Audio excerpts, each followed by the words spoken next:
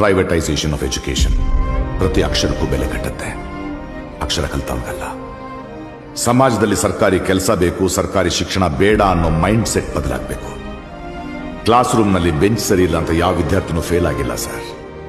ಸಂವಿಧಾನ ರಚಿಸಿದವರು, ಸಿಲೆಬಸ್ ಬರೆದವರು, ವಿಜ್ಞಾನಿಗಳು, ದೊಡ್ಡ ದೊಡ್ಡ ಸಾಹಿತಿಗಳು, ಹೆಮ್ಮೆಯ ಕವಿಗಳು ಎಲ್ಲರೂ ಓದಿದ್ದು ಸರ್ಕಾರಿ ಕಾಲೇಜುಗಳಲ್ಲೇ.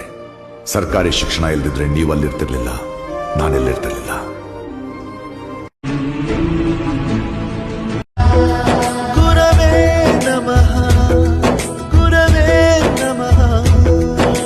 ಬಳಪ ಹಿಡಿದ ಭಗವಂತ ಇರುತ್ತಾನೆ ನಮ ಸುತ್ತ ಅವತಾರ ನಾನಾ